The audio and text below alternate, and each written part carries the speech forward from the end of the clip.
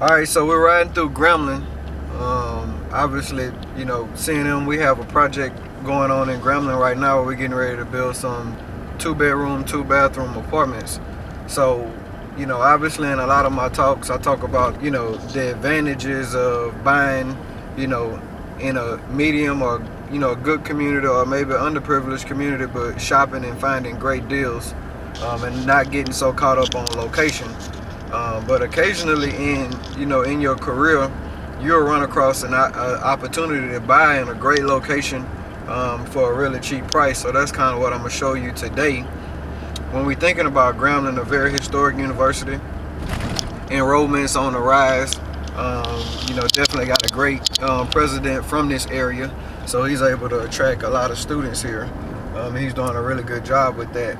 But when you think about location, obviously when you think about a lot of the medium-sized colleges in the state, think about Louisiana Tech and the multi-family infrastructure that's built around that university. There's apartments everywhere in Ruston. You think about Grambling, there seems to be a shortage of housing in Grambling to the tune of what students are having to go off campus and live in Ruston and drive back here to campus, which for some students could be a nice little ride.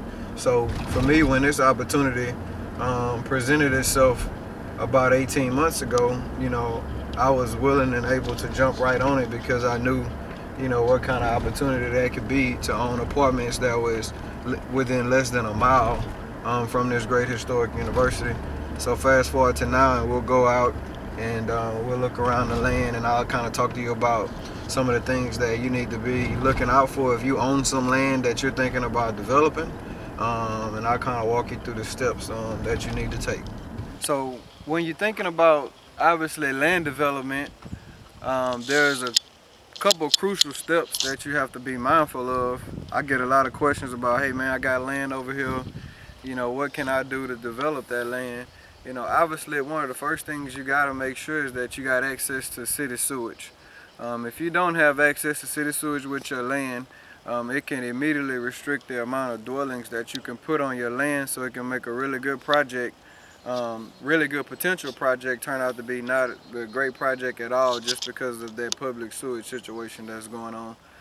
So obviously if we walk through here, you can see where we got the heavy equipment, we got the dirt, where we've already cleared it, so they're about to get the ground paved and get everything ready. So obviously projects of this magnitude, when you think about it, you always want to have a great team around you, a great team of professionals, obviously, who know about the earth. When you're doing land development, the earth plays a huge role, and unfortunately for most of us, um, we don't have the technical knowledge to be able to put an effective plan together on paper. You always have to have it on paper. So the first person that you want to involve in a project like this, obviously, is a civil engineer.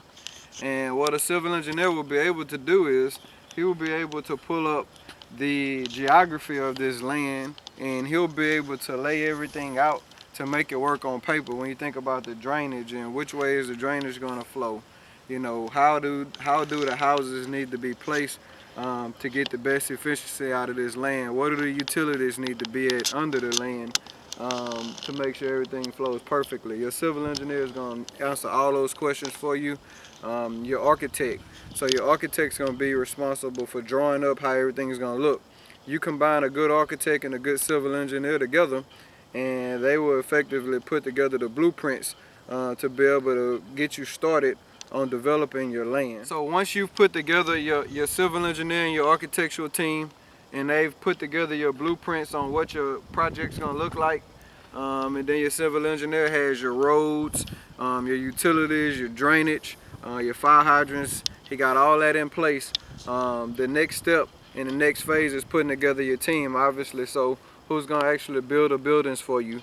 Who's going to clear the land for you? So your land clearer, that's probably the most important person in your project, because he's going to lay the foundation to get everything done out here. So those two people are very, very, very important. Your land clearing person, your dirt work guy, and obviously your contractor who's going to build your buildings up. So you want to be able to put that team together. And also when you think about it, your infrastructure person, So what infrastructure contractor are you going to put in place to come in and put your drainage in, put your sewage and your water lines in? You got to think about that person as well. So it's 3 to 4 good key people that you have to involve in your project to be able to make it a success.